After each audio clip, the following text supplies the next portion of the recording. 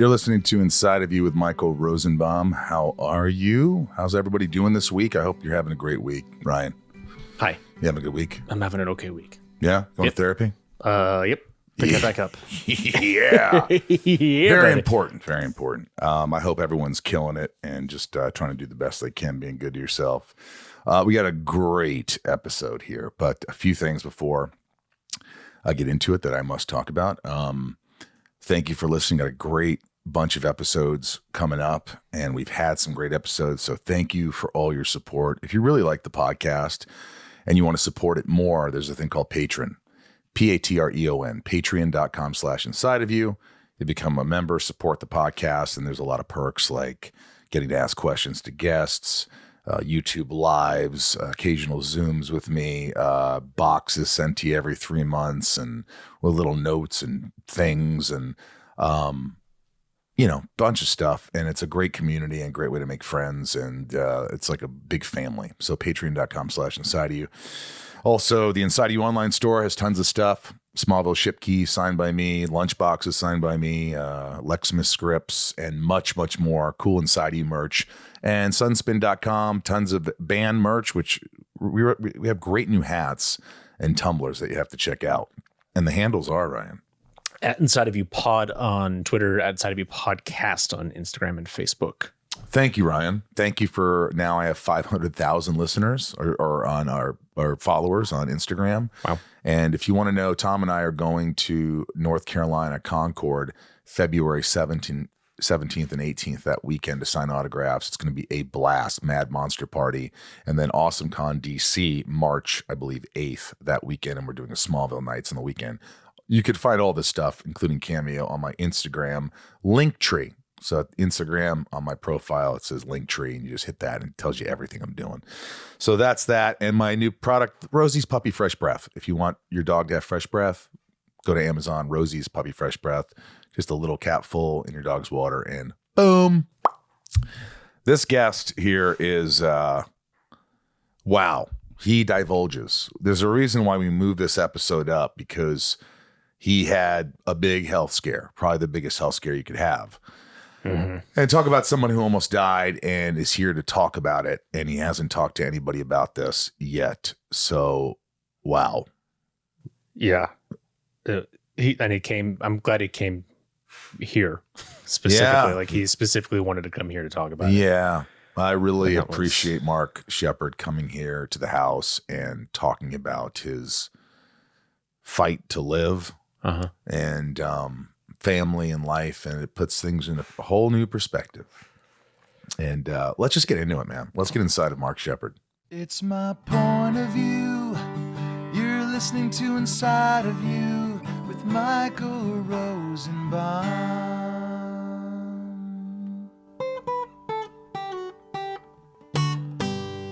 Inside of You with Michael Rosenbaum was not recorded in front of a live studio audience. The one of me is the worst face I've ever seen. They made you a statue like they did of me right here. Smaller than that, but then they multiplied them and sold them everywhere. And it's like, did like you not see my face? I mean, I have Jay Leno's chin down. Yeah, sometimes they just do. I just got a bobblehead made of me because I wanted to, like, as in my band. And I was like, that's not me. It's some random face on a fucking bobblehead. What the fuck are you doing? Well, the funky joke was always that everybody had Funko Pops except for me. I have them. But I never had any, right? So, the three. For Crowley? For Crowley. It was like 3 Funko Pops is everything. So there was this running gag. So we were doing Hall H at San Diego. And Misha made me like a Starbucks cup with 2 lolly sticks, a bit of broccoli and something, and put Mark on it. And it started this running gag. And then the next year, they finally made Funko Pops of Crowley, and there's like 7 of them or something. There's all these ridiculous stuff. You have them all? Yeah, of course. It was fun. But what happened was so I went on stage early and put them out in front of everybody else. It was like, shh, don't say anything. Jensen walks straight in. Everyone's introduced. Jensen sits down. Yay, whatever, guys. Just throws it away. No respect. No respect. So look, I appreciate you coming here. I know you're not doing any other podcasts. You haven't really talked to anybody. Everybody knows the situation. I'm so honored that you decided to come here. Well, who else would I talk to? I don't know, man. There's like there's a lot of big podcasts out I there. called you and I was like, we're going to do this. I was right? like, what? Yeah, no. I mean, look, this is one of those things that happen in your life. If it, God forbid, it happens, and it usually happens at a much older age, but it can happen at You're any very time. kind. Well, you can't predict what's going to happen, and I just feel like, there's so many questions I have. I want to hear the story, how this happened, because you died. Well, I died several times, but I'll give you the pitch and I'll tell you what was happening. The at the pitch time. is just a pitch, or Well, I mean, you do realize that when you're a kid and you wonder if I ever died, and maybe it's just me, probably is just me. If you died, who'd come to your funeral? I kind of found out. I mean, the amount of love coming at me from the moment that I posted what I posted, which is to try to have a little bit of control over it. I was paparazzi coming. I mean, God, slow news day or what? Somebody paid somebody and they got pictures of me walking out of a hospital, which is crazy in itself. But here's the story, and I'll give you the story, and then you can ask me anything. Please, I love please. So where were you? No. All right, you go. It's a story because it's got parts of it that nobody knows, and this is why I wanted to tell you. So I'm all excited to tell you. Okay. So, I had like some sort of ingrown hair somewhere on the left side of my belly. And like the typical boy, I left it for about 18 months until it turned into this atrocious looking $50 of nastiness. And I was, it'll get better. And it didn't get better. I went to see an incredible surgeon in Encino, a wonderful guy called Biederman. I love him. He's brilliant. He's Biederman. He's little. He's annoying. And he's just like, that's disgusting. He's one of those guys. Right. So I go see him and he goes, yeah, you got skin cancer, dude. You have squamous cell carcinoma. I 3 choices. I can biopsy it and send it in, spend a couple of weeks talking about it. So I can get you an MRI, or we could cut can I swear? Yeah. Yeah, you can cut the fucker out. I was like, let's cut the fucker out. I had a skin cancer they cut out, yeah. And it was stupid. It was me being stupid. So I had this wonderful surgery. This guy's great, incredible nurses, blah, blah, blah. And he leaves an 8-inch Frankenstein scar on the side of my belly. Let me see it. I know. It's not there. Hold on. The story's worth hearing. All right. So I got this massive, like, ladder-looking scar, and half my belly's missing. And I was carrying a bit of weight. I've always carried a bit of weight. I've always been the cool character actor with a bit of a belly or whatever. I was wondering, I sort of gave up on the idea of being skinny, which I was always skinny when I was younger. I'm a drummer, fit. But man, I couldn't lose the weight. I could never lose the weight. It sort of was bugging me that, I didn't fit in my suits anymore. I didn't do stuff. And we talk about anxiety and we talk about depression. And I just sort of lumped in with, well, I'm not going to be the skinny guy. So, I'm just going to be a bit chunky. And I kind of hated it. And I kind of hate the way I look. And I kind of hated the way, I'm pushing 60 now. And I'm like, yeah, well, that's my lot. My kid's got a 10-pack and he's fit and he looks like a model and whatever. And I'm like, yeah, great, wonderful. I used to be skinny. And it's actually a really weird thing for your psyche. So I got this scar and I went back to beat him and I said, dude, you butchered me. And he's like, I saved your life, asshole. And I'm like, if I went to a plastic surgeon that I know and I had a tummy tuck, what do you think?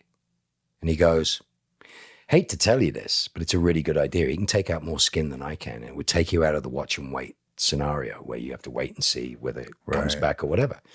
And he goes, I never usually advocate this stuff. He said, go do it. Who are you going to go to? So I told him I was going to go to. He says, good guy. He's a I think thoracic surgeon as well. And he's the guy you want to go to and at Cedars if part of he's missing. Right.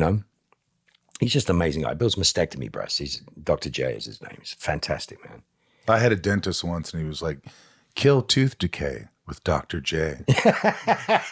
Wasn't a great dentist. No, that's not. The guy Well, was doing too much of his own drugs. And he did the dentistry out of his house. That's really bad. And it was my uncle's old dentist, and my uncle didn't have good teeth at the time. That should have told you. I mean, What do you do? I was out of college. I had no money. I didn't give. I said, It's the old AA adage. If you want what we have, I could have had infections and shit. But go ahead. You've never been lucky in those areas. Tummy tuck.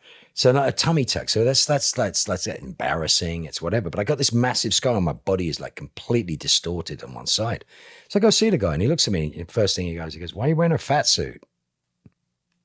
So I'm mortified. He goes, dude, you're a good looking boy. He goes, what do you weigh? I said 200. I lied. I weighed 211. Used to lying. I was like, 200. He goes, you give me 15 pounds, I'll put that scar in your bikini line. I'm like, okay. He goes, but you got to lose it a certain way. So what's that? He goes, you got it 0 carbs. And I mean 0 carbs. You got a big old plate of belly fat there. It's been there for years. I'm pushing 60. And, you know, I can't work out as hard as I was. I play drums, but it's just not going. You'll understand why in a minute. This is what happened. And this is the bizarreness of this whole thing. And he's like, well, drop 15 pounds and call me. I'm like, oh. I said, I'll drop 7 and call you. 6 days later, I called him. I went, I dropped 7 pounds. I was mad, dude. I felt embarrassed. I felt belittled. I felt like, you know, I've not been able to lose this weight. And, you know, I'm just going to be the kind of. But 7 pounds in 6 days. Yeah, but it was all I did was just not eat crap. All I ate was protein, this whole, and I was like, going, what is my relationship with food? By the way, Tom Arnold had a book called How I Lost 5 Pounds in 6 Years. That was his book. But go ahead. I love Tom. So, all right. So there's the embarrassing part that nobody knows about, right? Nobody knows about this stuff. And it's kind of mortifying. Got a tummy tuck. What's wrong? So I know what. I did the work. I'm working out. I'm doing my stuff. I dropped almost 30 pounds before I go into surgery. He goes, dude. And what that does is it loosens up your skin. If you don't eat carbs, your skin's going to flop around. And he goes, great, got it, did it, went in, success, incredible. I mean, look at me. Look way better. Right. But I'd lost the weight well, and I was eating well for the first time in like 10 years. I'm not snacking on garbage. I'm not doing that stuff. And that's all tied to my mental health. That's all tied to my self-esteem. That's all tied, all of that stuff we live with, that's tied to rejection, and it's tied to all the crap that we've talked about millions of times over. Yeah. So they put in drains, which is like basically things to make, because liquid's got to get out. And stuff when it's not bonded together yet has a problem, right? So I got these 2 drains. I'm walking around with these 2 like donkey testicles on my hip filled with fluid. Really embarrassing. And I'm like, I want them out. So we get to the point where I can drive and I can go get the drains out. This is the point. So my mate Dave is going to drive me down to Beverly Hills and go get these drains out. I don't feel good. I don't know what it is. I've been taking Norcos. What do you feel like though? I've got this weird sort of, like, you know, when you eat something bad, you feel like you're going to throw up and you get the water in your mouth and you're like, it just don't feel good. It's not the stomach, it's in the mouth, it's in the throat. And my jaw was hurting on both sides. I don't know what you were doing there. Oh man, this is like heart attack 101. This is heart attack 101. Is that really like clues to it? I thought it was left arm, you know, your chest tightens. No, my jaw is hurting on both sides and in the muscles and the TMJ type muscles. So I looked at my buddy and I was like, no, you got to hold on. I just don't feel good. It was so bad. I'm literally spitting on my kitchen counter going, I'm not feeling great. And then suddenly, bam, I hit the deck. I knew I was going down. Did you catch yourself? I kind of caught myself, so I didn't hit anything. I come to on the floor, facing the other direction, ice cold, dripping with sweat.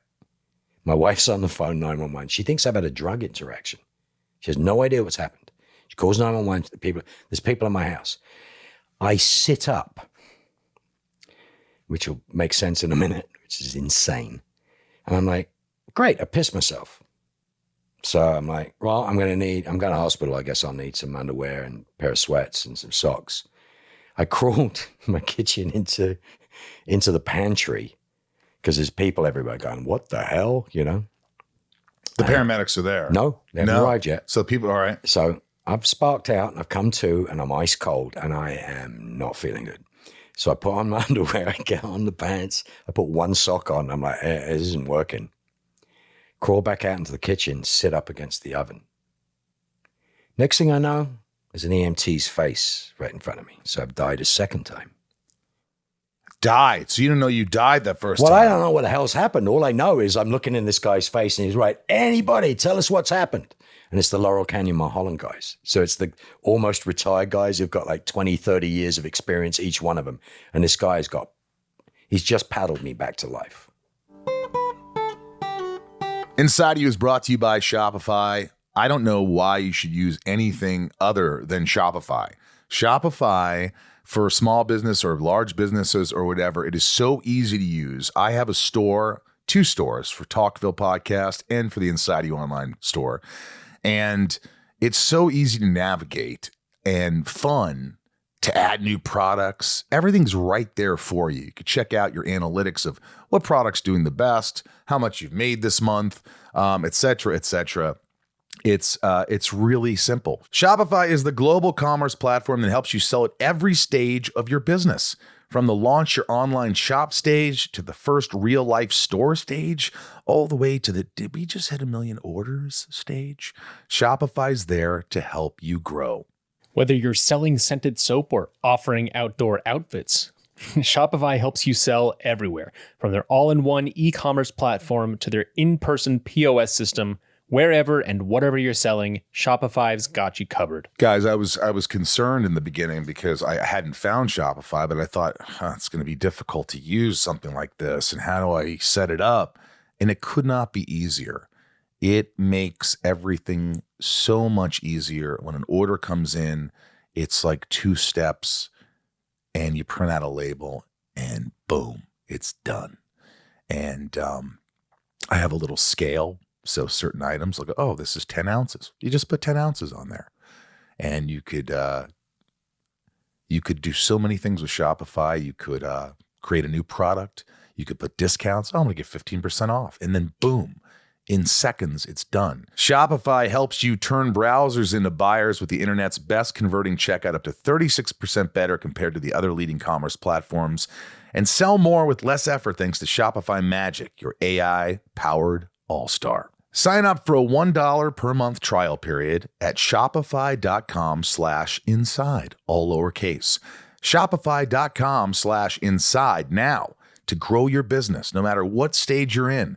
Shopify.com/inside, because businesses that grow with Shopify. Inside of You is brought to you by Betterhelp. Betterhelp online therapy. So many of my friends use this. Ryan uses this. This is something that is helping so many people around the world. We talk about mental illness on the podcast so much, and it's a real integral part of the podcast. BetterHelp makes it so easy for people to get help and talk to someone. It's easy to get on. You have to just fill out it takes 2 minutes to fill out some little paperwork. It's like a questionnaire. It's not paperwork, and then you're given a therapist. If you don't like your therapist, you change your therapist. Easy, just like that. Sometimes you don't like your therapist. It's not a right fit. You just change it. No charge. It's so easy. A common misconception about relationships is that they have to be easy to be right. But sometimes the best ones happen when both people put in the work to make them great. Therapy can be a place to work through the challenges you face in all of your relationships, whether you're friends, work, your significant other, yourself, or anyone. This happened with me. I had some friends that were sort of bringing me down, and I didn't realize it. And through therapy, I realized, wait a minute, this isn't good.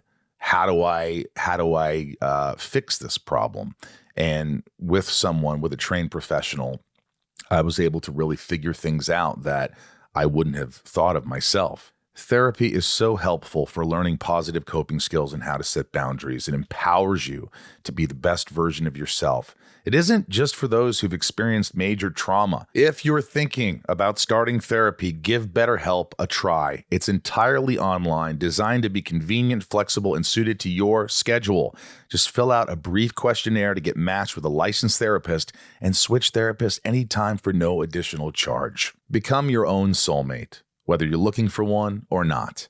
Visit betterhelp.com/inside today to get 10% off your first month. That's BetterHelp, HELP.com/inside. He just paddled you back to which life. My wife is now, this is heart attack. My buddy is there. He's freaking. Everybody's freaking.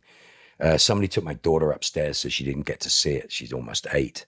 My oldest son is there. The other one was in Sonoma. They're all crying? No, they're freaked. It's not crying, dude. I come to, I literally look in this guy's face and I go, motherfucker, do not let me die. I was pissed. You remember saying that? Yeah, I remember everything I said. I'm not much of a talker, as you know. I'm literally talking. Then I don't know what happens, which is me gurgling. Them going, check for pulse, no pulse. Clear, bang. I'm like, okay, so as I was saying, it's nuts. No L2. Do you remember any pain from the? No, because I was dead. I was absolutely certain at one point, and you can get to ask the question I know you want to ask in a minute, but this is what happens, right?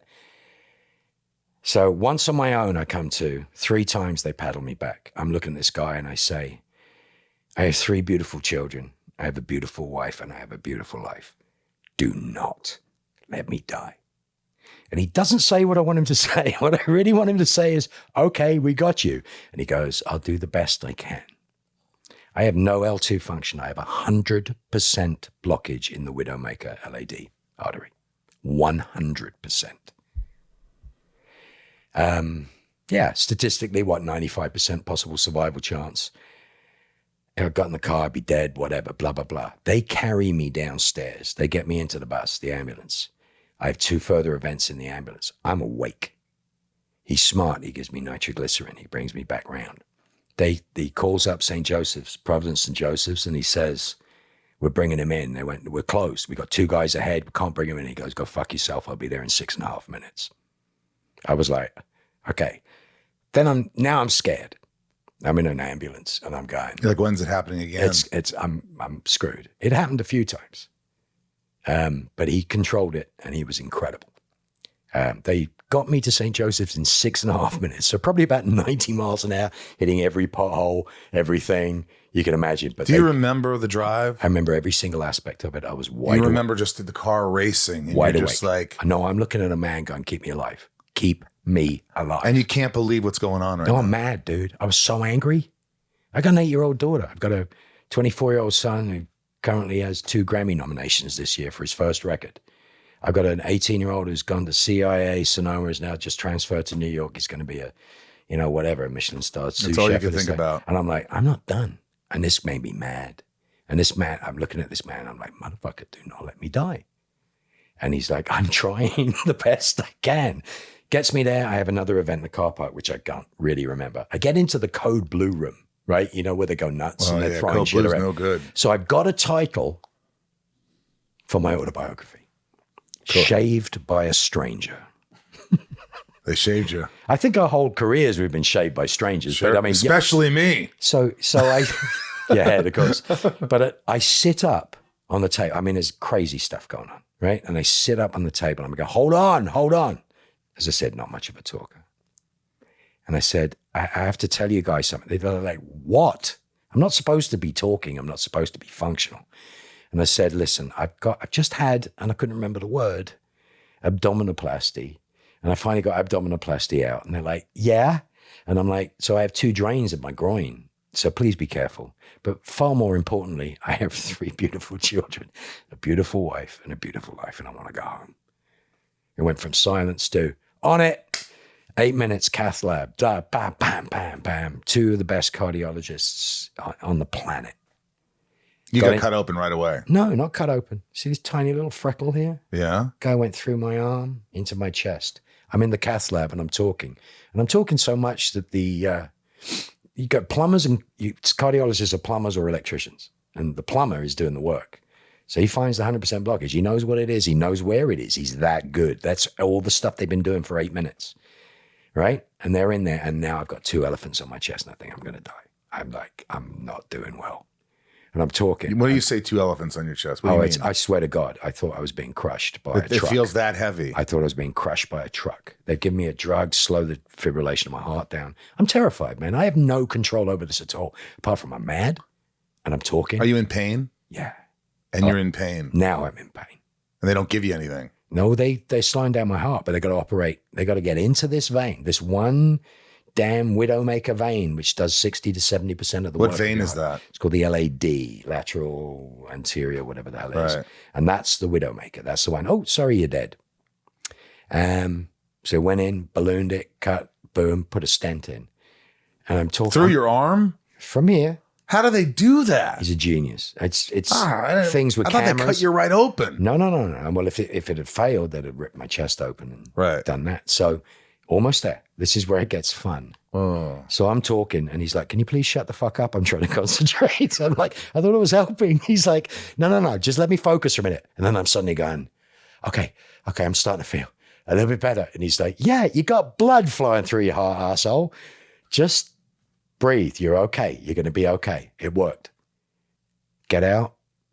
Get me to ICU. They get me in. They look after me like I've never been looked after in my life. It's the love fest of my life. I'm terrified. And this is Friday. Sunday, they're like, you don't want to be in a hospital, dude. You can get sick in a hospital. Go home. I'm breathing. I'm suddenly going, I can move better than I could move a week ago. This is crazy. How long have I been carrying this? And he goes, your heart may have been operating about 60% for the last 4 or 5 years. Couldn't lose weight, trouble exercising, grumpy bastard, all this stuff. Hereditary blockage. My dad's cholesterol. Did he die of a heart attack? He died of not enough blood to the brain at the time. It's a complicated thing, but I should have, but I'd had an EKG before I'd had the surgery. It doesn't show up. This is plumbing, not electricity. It's not something wrong with my heart or heart disease. And this is the killer. This is just the killer. I'm a lucky boy. Every single person did their job at a level I cannot tell you is one mistake. What's success rate when it's your widowmaker? You got a 95% chance of dying.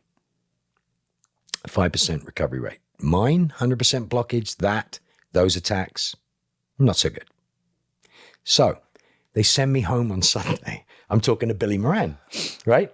On the phone. He's like, you're alive. I posted the thing that I posted because I wanted to get ahead of it. And I knew there was stuff going on and people calling the hospitals and stuff. I'm not that important, but it was a slow news day. So it became a thing. So all the crawl appears on Channel 5 and everybody's calling. And they're like, so I'm sitting outside the fire pit. And I'm like, yeah, I'm the luckiest boy alive. My kids are happy. My son has come down from Sonoma. He's heard, your dad, he's okay. He's like, this is brilliant. I start to feel woozy. I'm on the phone with Billy. Woozy, not the same woozy. Just like, I'm on blood thinners. I'm on all this stuff. Almost done with the story. No, I love it. And this is what's crazy. I don't love it. So this Sunday, 1:00, something like that. I'm like, ooh, a little lightheaded. Stop. An hour later, another phone call. Woo, put my feet up on the outdoor couch. What I don't know happens next. I black out.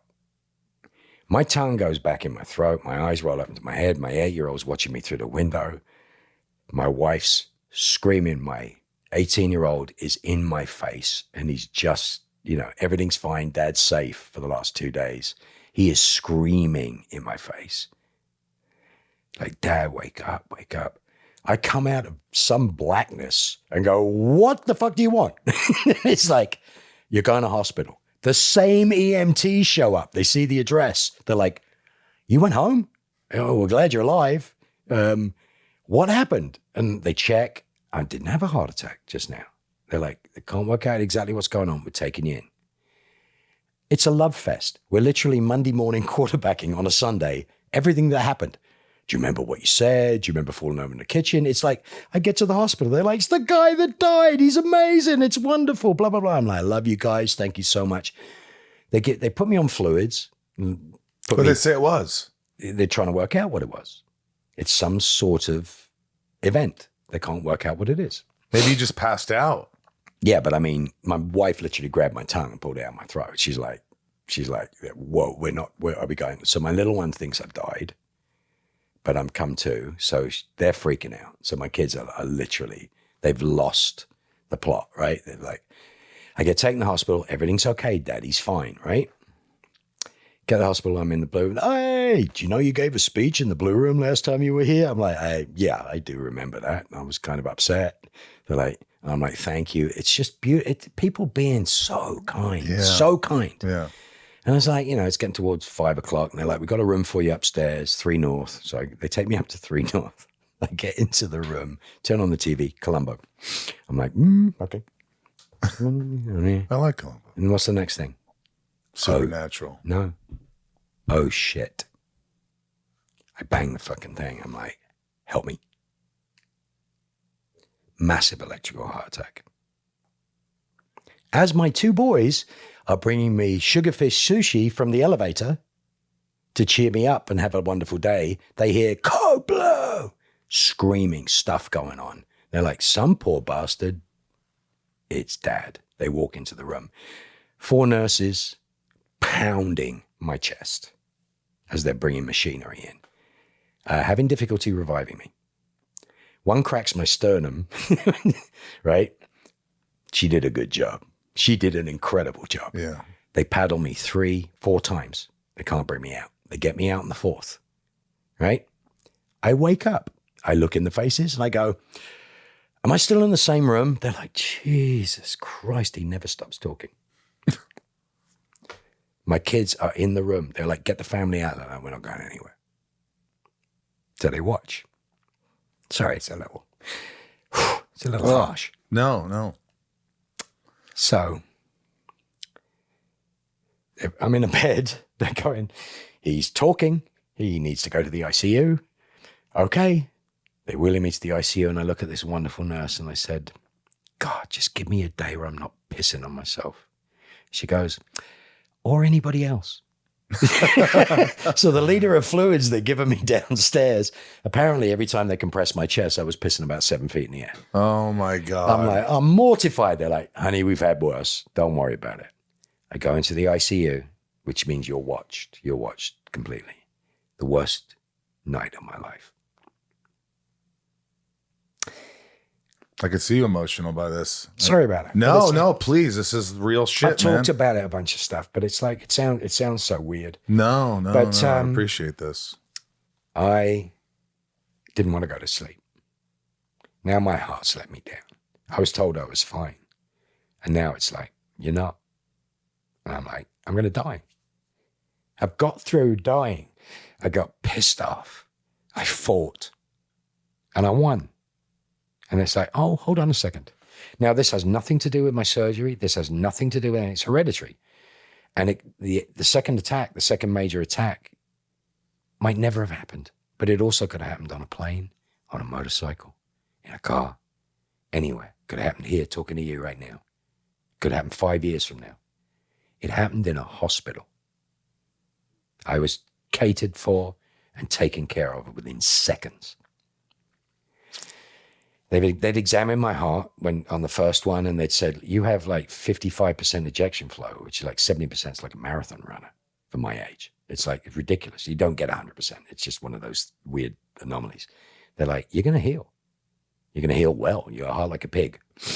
But what did they do to you that night when you didn't want to go to sleep? You were so scared that you were going to die. The most amazing man who was from former Belgian Congo.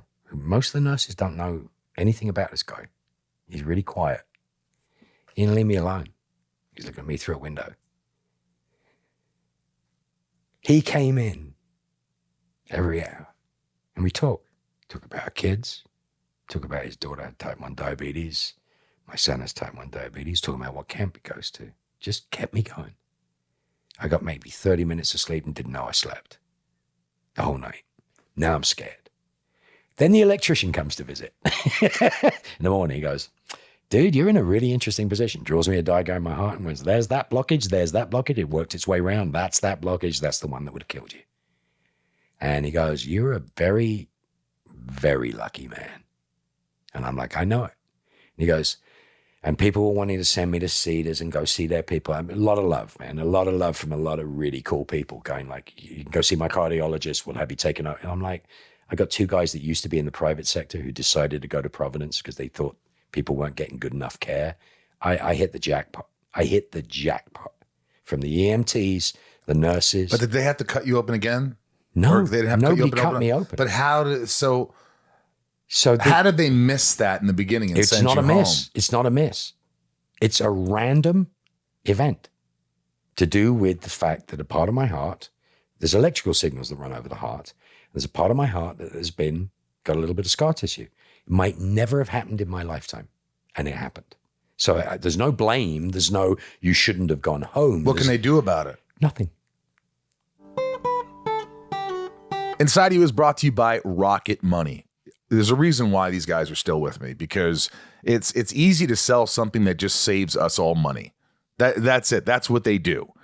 Rocket Money helps you save money. Rocket Money is a personal finance app that finds and cancels your unwanted subscriptions, monitors your spending, and helps lower your bills. Yeah, this stuff is amazing. Imagine, I just did this last night. I wanted to see a show. I didn't have the streaming platform. So I was like, okay, I'll do a trial period. And the next thing you know, 6 months from now, you're like down $100. You're like, you forgot to cancel it. That's how they get you. They get you on all this stuff, but not with Rocket Money. I can see all of my subscriptions in one place, and if I see something I don't want, I cancel it with a tap. I never have to get on the phone with customer service. And what's great is they'll even try to get you a refund for the last couple of months of wasted money and negotiate to lower your bills for you by up to 20%. All you have to do is take a picture of your bill, and Rocket Money takes care of the rest. Rocket Money has over 5 million users and has helped save its members an average of $720 a year, with over 500 million in canceled subscriptions. Stop wasting money on things you don't use. Cancel your unwanted subscriptions by going to rocketmoney.com/inside. That's rocketmoney.com/inside. rocketmoney.com/inside. Inside of You is brought to you by Neurohacker. Have you guys heard of Synaletics yet? Bear with me here. This is not boring. This is going to help your life. It's helped mine. Synaletics is a class of ingredients discovered less than 10 years ago, and they're being called one of the biggest discoveries of our time for helping to promote healthy aging and helping to enhance your physical prime. This is pretty amazing. Qualia Senolytic. Guys, I take this 2 days a month, and it's amazing how much more focus or energy or just a sense of well-being that I have with this stuff. And they weren't even a sponsor. I started taking it, and then they became a sponsor, and it was easy for me to talk about. It's pretty amazing. Senescent cells may cause symptoms of aging, such as aches and pains, slow workout recovery, sluggish mental and physical energy associated with that middle-aged feeling. Also known as zombie cells, they are old and worn out and not serving a useful function for our health anymore, but they could be taking up space and nutrients from our healthy cells. Take it just 2 days a month. You're not having to pop pills every day. It's 2 days a month. The formula is non-GMO, vegan, gluten-free, and the ingredients are meant to complement one another, factoring the combined effect of all ingredients together. And it has a 100-day money-back guarantee, which is pretty incredible. Help resist aging at the cellular level. Try Qualia Senolytic. Go to neurohacker.com/inside for up to $100 off and use code INSIDE at checkout for an additional 15% off. These statements have not been evaluated by the Food and Drug Administration. The products and statements are not intended to diagnose, treat, cure, or prevent any disease. That's neurohacker.com/inside for an extra 15% off your purchase. Thank you to Neurohacker for sponsoring our podcast. So what happens is the guy looks at me and he goes, "You're not leaving here without insurance. Get a second opinion, get a 10th opinion, get whatever makes your family comfortable. I know what you've been through." The guy's amazing. His name's Mark. Amazing. And then the plumber's called Muku. They're two incredible doctors. And I said, just to wrap this up, I went, "So what's my choices?" He goes, "You're right in the middle of these guidelines. Nothing's exact with hearts."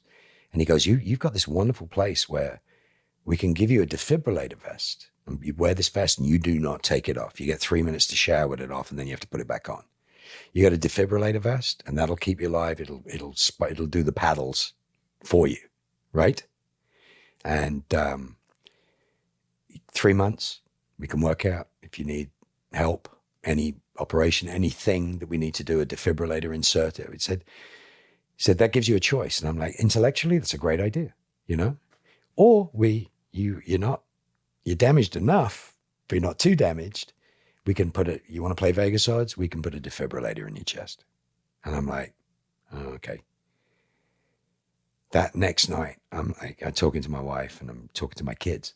And I said, these are my choices. They said, what do you want to do? And I went, I'm done with this. Wonderful. Patel comes around, who's the head of the ICU, comes around about 5, 6 in the morning. And I went, call Muku and Mark, I want a defibrillator put in. I don't trust my heart. If my heart went back up to 65, I still think it's going to get me one day. So that night at 5 o'clock, my electrician cut through my tattoo. He actually spent an extra half an hour super gluing it back together again so you can't see it. So it's rather beautiful. But come over here, put your hand on this. This is the coolest thing. Oh, you see it. Put your hand on my chest. Now put your hand flat. So That's the defibrillator. I have a chubby mall cop in my chest with the taser. Forever. Yeah. Do you have to ever get it replaced? Batteries, some people, they last 6-7 years. They check mine. They're going, it's going to be 13 years before you need to change it. And if anything happens, that kicks in.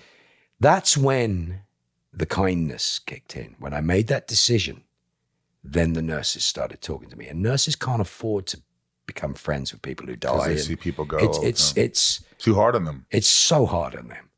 But you know what happened? As soon as I made a decision, the older nurse that was in the ICU, wonderful lady, she goes, I just want to tell you, he did my mother's heart. And she had an event about 3 years afterwards. She had the same thing put in. She was in Nordstrom's, felt bad, sat on the floor, sort of went quiet. It fired. She woke up 8 seconds later and went, I need to go to the hospital. And I went, I'm in. So that's, you'll know. Yeah. I mean, I'll spark out. But they say it may not ever happen. Might never happen. Is it scary living with that thought? No. You know what's scary? I don't ever want my kids to see me die. They see me fight, which is almost good enough to make up for it. Almost. They've heard me fight.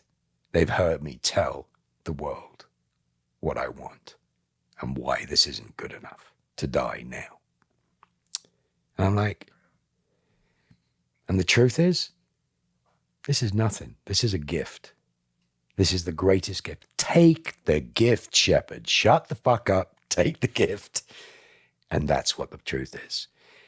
I asked my 8-year-old daughter, almost 8, a couple of weeks ago, because she saw me. She didn't know that what happened to me wasn't a heart attack. She saw me black out and people screaming and stuff. And I looked at her and she's really smart. Not precocious smart, beautiful smart, cool smart. I said, you scared? She goes, about that? No. You have an implanted defibrillator. Yeah. I was looked after by the best of the best of the best. And if I hadn't been wanting to lose weight to get fitter, I probably wouldn't have survived. If I'd have got in my friend's car, my friend's last knowledge of me would have been dying in his car. They couldn't have got pedals on me fast enough. So am I grateful? Yeah. Have I found some huge? No, I was already in that place. The weird thing was, you know me well enough to know, I was in a massive change spot. I'm in a change position. I am hungry to do something now. I've done what I've been doing. You know, I've had these incredible signposts in my life. I've had these incredible moments in the name of the Father, you know, everything, weird television stuff, Battlestar, supernatural for what it is. Yeah. Absolutely incredible. Changed my life. You know, my life would not be the same without it. I'm ready for my next. And I'm like, I'm going to do something about this. And as I do it, it's, oh, by the way, you need to fix this. So it's humbling. The tummy tuck thing is embarrassing, but it was the best thing I could do with a massive cancer scar. You know, it's like, I'm going like, ugh. But I couldn't lose weight because my heart wasn't functioning. I just couldn't get that. Is there a fear? Like, did you lose some of this fear now that we all have with, you know, we're worried about this, we're worried about the little things after something so traumatic on a grand scale? This is probably the top. Something like this happens. Does it give you more confidence to think, who gives a fuck about all that little stuff? I'm going to do what the fuck I want to do? No, that would be a lie. The truth is, there's a massive depression that comes from having an abdominoplasty. It's a major surgery. There's a massive depression that comes from having this kind of heart attack incident. Yeah, there is. I'm sober a long time. I've got incredible friends. I've got people that support me. My wife is extraordinary. My kids are extraordinary. I've got backup. But it's like, it's humbling in the most beautiful way. If there be a God, if there be, you know, something in the universe that takes care of one, I really believe right now, I think it's the easiest way of saying it, is I was presented with a choice.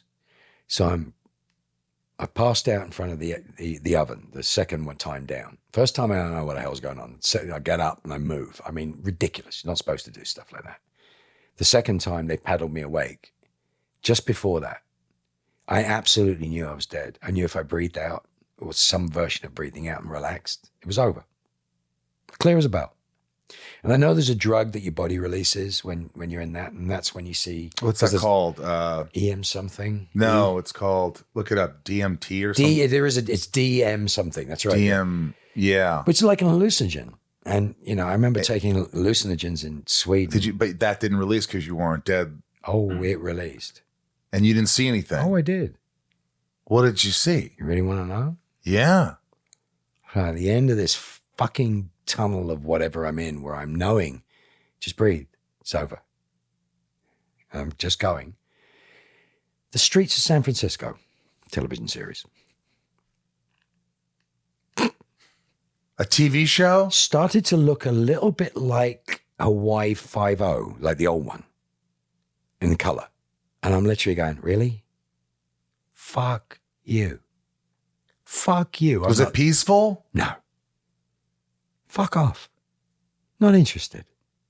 Fuck off. Okay, he's back. That's what you saw. Swear to like God. waves and... It's over there. And I'm like, fuck off. You just didn't want any part of that, whatever that was beginning to be. Not done yet. You had enough thought. Heaven is a 1-hour television series. Because you hear all these stories from many people that they see out of body experiences. Oh, yeah. But remember, it's a massive hallucinogen, right? Yeah. But here's my brain. You know me long enough, right? Here's my brain. Take a bunch of acid in Sweden in 1981 or something. And I walked from the South Island of Stockholm to the North Island of Stockholm 3 feet in the air. I was going, this is boring. So maybe I cheated myself out of the beautiful hallucinogenic aspects or whatever. People see lights, people are shining lights on them. People see themselves being above. So I guess that's similar to what happened. And I'm like, no. Could you see it? God's like, come into the light. The light is warm. The fuck off. I worked with her. God? No, come into the light from Poltergeist. The light is good. Little wonderful. She played Tangine. I forgot what her name was. I worked with her in a film years and years and years ago. Was she sweet? She's lovely. She was the sweetest, but that couldn't get past the voice. It was terrifying. So my friend. So I'm telling you. This is unbelievable. But yeah, did you think of I know you said you want, did you think of was there a time where you're like, I don't want to act anymore. I don't want to do anything anymore. This happened and I want to just focus on more important. I was already sitting there going, I need to go out and kill. I'm so sick of not doing what I want to be doing. I dropped weight, might be taking a little bit more seriously in what I'm doing. I look a lot younger, need a haircut, but geez, I didn't have a shower for 9 weeks. I was losing weight and the tummy tuck and the whole thing. I'm like, I've done the work. It's not like I had it all cut off and I didn't do it. I'm working out and I'm doing all this stuff. I have the tummy tuck and I go to recover and I have a heart attack. Now it's really hard to recover. Now I'm on blood thinners. Now I'm on this, I'm on that. I'm healthier than I have ever been. And how long ago did this happen? 4 weeks ago. 4 weeks ago. I think so. I think it's 4. I had back surgery 5 and a half weeks ago and I'm not nearly recovered. You're fully recovered from a huge thing. My wife has 4 screws in her back. Yeah. L5S1. She just did it. Do you think you and your wife honestly are closer now that this happened? I think she's mad at me. Why? Because she was recovering from back surgery and she was expecting. But she had to deal with this. She has to deal with it. The attention's on you again. It's always about you. I love my wife. She's the kindest person I know. But I scared the crap out of her. Of course. Have you talked to your kids? Did any therapy after this? They both have therapists. They are good. That's trauma. That's PTSD. You don't want to watch your dad die.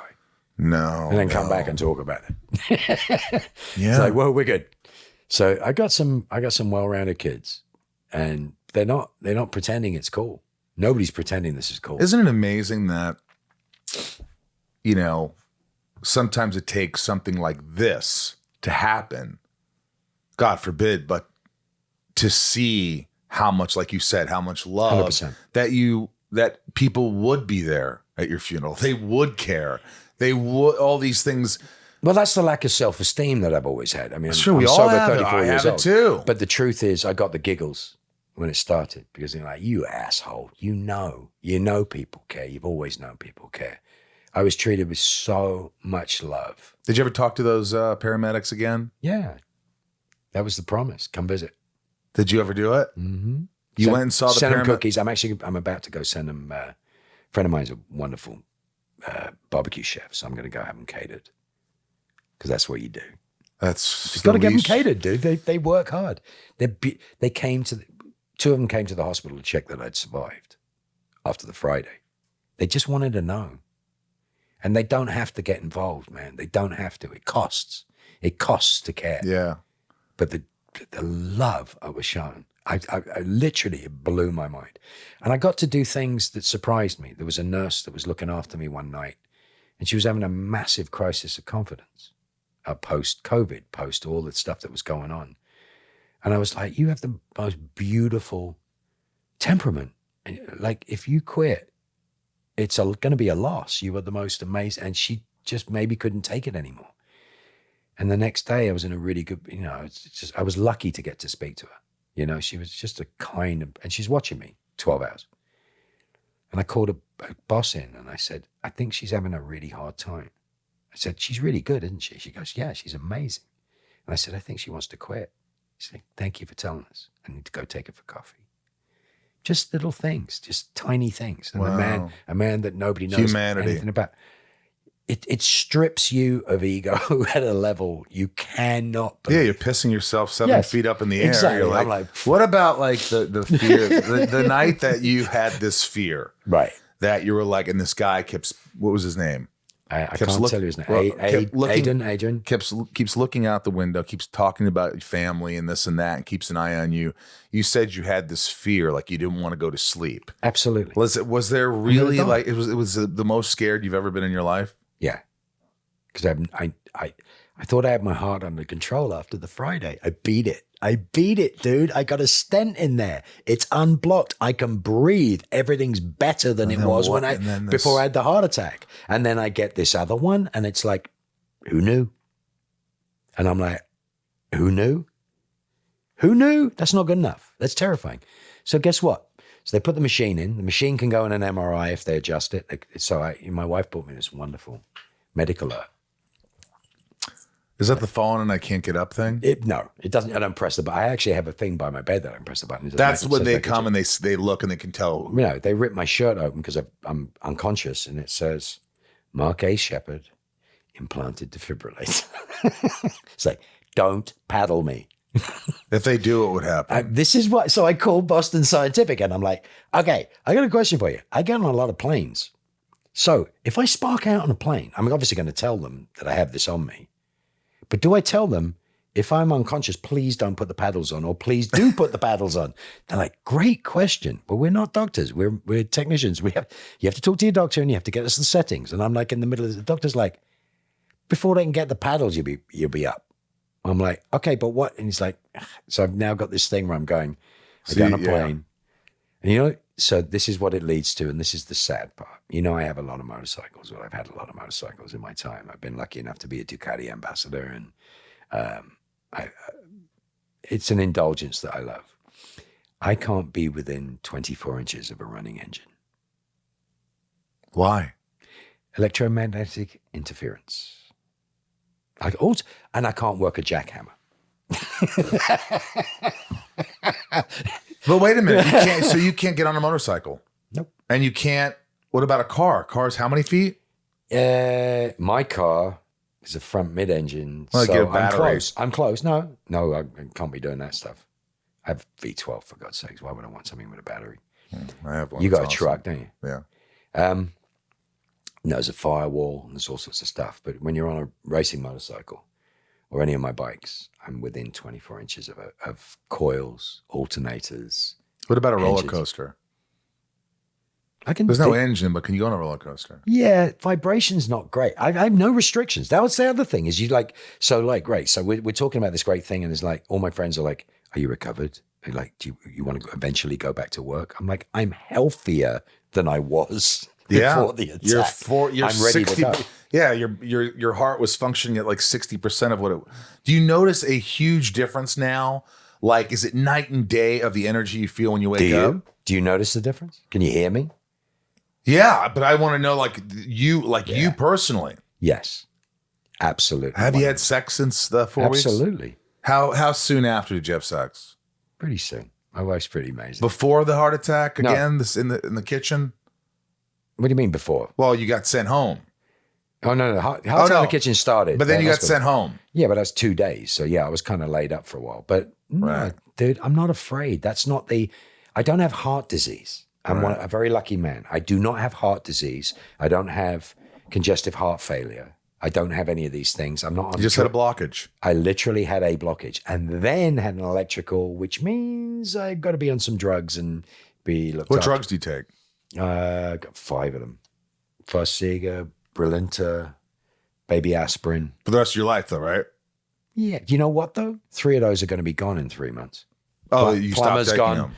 You take that, and you're done. I gotta watch my cholesterol. But I'd already started on that path of looking after myself. Who called you that you were surprised they called you? I don't know that I could. You know one I can tell you that you'll love? Pedowitz, CW. Oh, really? Yeah. How was that? Wow.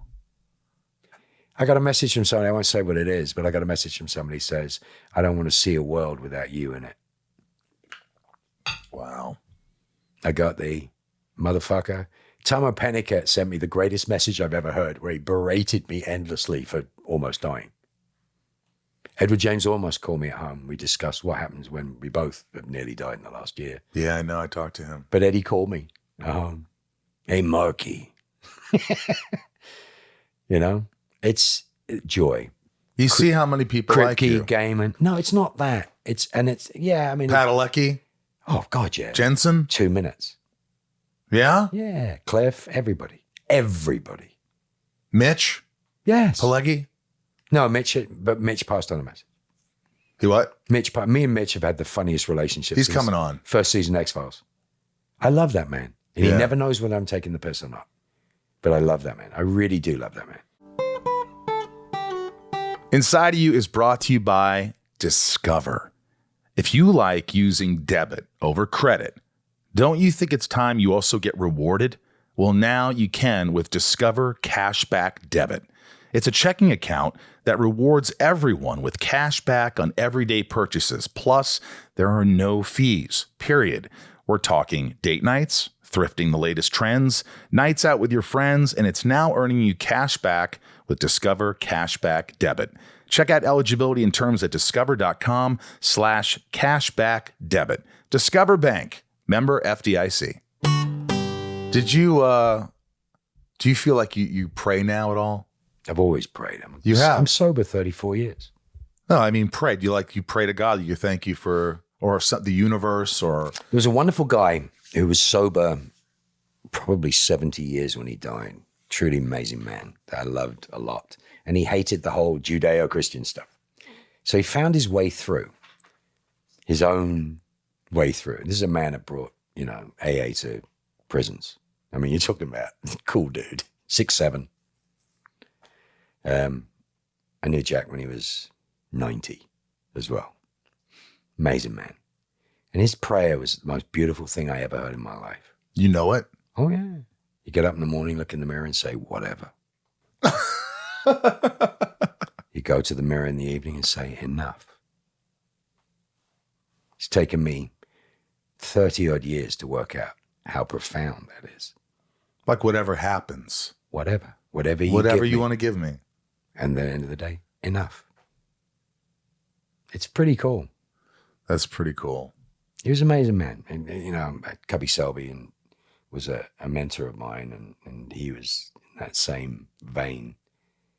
But it's not epithets and prayers. A lovely quote in Simpsons when Lisa's walking past Bart's room and Bart's praying is, prayer, last refuge of a scoundrel. That's amazing. But no, man, am I grateful? Of course I'm grateful. Am I happy? Yeah. Am I angry? Yeah. Am I ready? Yeah. I just wanted to come and see you, tell you what happened. Now that this has happened, you will let things go a little more easily? I kind of hope so, but I don't think that's what it was. I think all it really did was remind me, it's profound, but I think all it really did is remind me I'm not in charge and that these things are fleeting and time is fleeting. And I was so mad at the idea that my daughter said it, like, see me graduate, go to college. Yeah. See my sons do what they're doing. See my wife conquer the things, her back, the stuff that she's gone through. As you know, we talked about this. It's like the pain that she's been in for the last 9 years and the struggle she had. And then it got cold and her back's now hurting. She's terrified it's going backwards. It's not. It's just the cold. She has 4 titanium screws in her back. I know. You know. And I can't fix it. And give me 2 hammers and a screwdriver and I can't fix you or her or anyone else. And it grates on us and it's difficult and stuff. And yeah, what's important? Who did your children break down when they hug? Did they hug you and cry? When My kids are like that. They don't break down, but they are honest emotionally. Who took it the hardest? I mean, it's an ongoing thing because it is their therapists send me messages. You want to talk about cool? Their therapists are going, if you need to talk. I've worked with people that have been through this. This is a major deal. Wow. You want to talk about nothing but love, dude. I mean, nothing but love. Sure, it's shocking. It's funny. I peed 7 feet in the air. I've had heart attacks and I survived. That's funny. That's me telling a funny story. But the truth of it is not one person made a mistake. I had no control. If I did have any control, it was fight. Motherfucker, fight. Are you scared of dying at this point? No. Now, after what happened? No. Do you think you were more scared of dying before this happened and now you're not as scared? I was more scared of dying on Sunday because True. I thought I had it. Right. I'm the golden boy. I beat it. No. And then I was like, one more thing. I was at Colombo. It's literally life is Colombo. One more One more thing. Bang. You had a heart attack on Sunday. It's not bad, Peter. Doctors told you to go home. One more thing. But I can't sum it up. It is beautiful. But I've never wanted to work more in my life than I do right now. I've got a friend over, a brilliant British screenwriter and playwright, BAFTA award-winning guy. And he's just great. And he was like, you sure you still want me to come over? I'm like, yeah. So we're working on something, as I said, and it's a little bit secret. But if that comes together, it's, oh my God, I just saw something that just made me feel wonderful. Wow. What? You have an Elvira piece there. You mean the box of cereal, Elvira? Yeah. Yeah. Right. She's a sweetheart. Okay. You remember the movie? Yeah, of course. Starring Elvira and W. Morgan Sheppard. That's my dad playing the uncle. Wow. Yeah. And it's right in your eye line. I have the poster and do I question? It's the fact that my eyes are open, my heart is open right now, very much so. Yeah. And the little things. It's just the fact that we can see them. Just relax. I now see. And I'm like, yeah. Well, let me ask you this lastly. Then I'll let you go because this has been unbelievable. It's a bit of a downer. No, it's not. Don't see. It's been enlightening and encouraging and inspiring and educational. My last question really was, during any of this, was there a point where you said, Dad, I might be seeing you soon, or Dad, did you think you said anything or thought of your dad? I think of my dad all the time, but I don't have this associative understanding of him being somewhere else. My dad is always with me. Do you know what I mean? Yep. Sure. I'm very cynical about concepts of heaven. My daughter said something beautiful the other day. Her concept of heaven that she's working on is the idea, she has no belief in hell. She goes, I don't think there's such a thing. But she said, the concept of heaven, she described it as a series of rooms that has your good memories. I feel that way too. I was like only things that make you feel good. And it's no. And she goes, there are other rooms which have your bad memories in it too, but they're there to help you because it's a balance. Oh. And he said, but you don't get to go there until you've looked at your life and realized whether you've been selfish, whether you've been unkind, whatever. Not that you go to hell or you don't go to heaven, right. but you don't get to go in until you've looked and you've examined. And I'm like, oh, she said I borrowed a bit of that from Soul. I'm like, the truth is, I know I'm loved. And the more that I love, the better my life is. And I love you. I love you. Thank you so much for this. My pleasure. Wow. I remember the look on your face afterwards. You were like, wow. That's all you could say. It was just, Mark, thank you. I love you, buddy. Thank you for opening up and doing it on my podcast, man. It means the world to me. And I hope you're continuing to get stronger. And I'm glad you're here with us. Yeah. I mean, we both felt the thing. He's got the thing. I was so the little pacemaker hesitant to do it. He's like, just touch it, mate. I'm like, no. We touched it. He made us touch it. Touch the Is that thing that's keeping him alive. No, I know. No, I he's know. No, just proud of it. Yeah, it's awesome.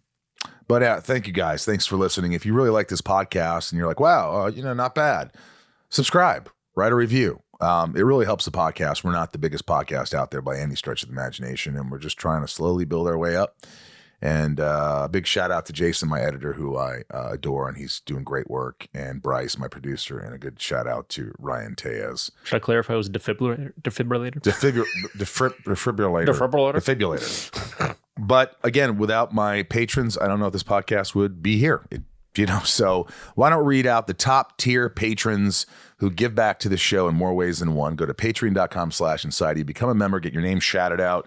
And if you missed the whole first spiel, listen to that. I'm not going to say everything I said, but everything is found on my Instagram link tree and Cameo and where I'm going for cons and my Rosie's Puppy Fresh Breath and the Inside You online store and all that stuff. So go rock it. Here are the top tier patrons. Nancy D, Leanne Kristen, Little Lisa, Yukiko, Jill E, Brian H, Nico P with a smart son Zachary, Robert B, Dreamweaver, Jason W, Sophie M, Raj C. Hi, Sophie and Raj. Jennifer N, Jennifer, Library Jen, my sweet Library Jen, Stacy L. Hi, Stacy. I just sent you a box. And Jennifer L. Jamal F. I just sent you a box. Janelle B. I just sent you a box. Mike E. I just sent you a box. Eldon Supremo. I didn't send your box yet, but I will. 99 more. Santiago M. Leanne P. Just sent your box. Maddie S. Belinda and Dave Hole. Hello, Dave. And Sheila G. Let me go. Sure. All right. Brad D, Ray H, Tabitha T, Tom N, Talia M, Betsy D, Rhiannon C, Corey K, Dev Nexon, Michelle A, Jeremy C, Brandy D, Brandy D, Eugenia Leah, Corey Mel S. I'm sorry, I don't know the status of any of your boxes. Corey Mel S. Christine S, Eric H, Shane R, Andrew M, Oracle, Amanda R, Kevin E, Stephanie K, Jorel, Jammin J, Leanne J, Luna R, Mike F, Stonehenge, Brian L, Jules M, Kendall L, Jessica B, Kyle F, love you, Kyle, love you, Jessica, Kendall, everybody, I love you, Kaylee J, Brian A, Marion Louise L, Romeo the Band, Frank B, Jen T, Nikki L, April R M. What do you think that stands for? Rotations per minute. Whatever. Randy S, JDW, Oral P, Rachel D, Lorelei L. Hi, Lorelei. It's a great name. There's a song by Lorelei, let's spend the night together. I think it was Styx. Melissa H, Nick W, Stephanie, and Evan, Charlene A, Don G, Jenny B, John, Jennifer R, Tina E, NG, Tracy, Junie, Tasha S, and Keith B. Couldn't do it without you. I love you all. Thank you for listening to the podcast from the Hollywood Hills in Hollywood, California. I am Michael Rosenbaum. I'm Brad Hills. I'm here too. A little wave to the camera. And guys, it's very simple. Just try and be good to yourself, will you? Just do it. I hope you have a glorious week and do something fun. Have a good time. You know, we only get this life as far as we know. Let's do this. All right. Yeah. Be good to yourself.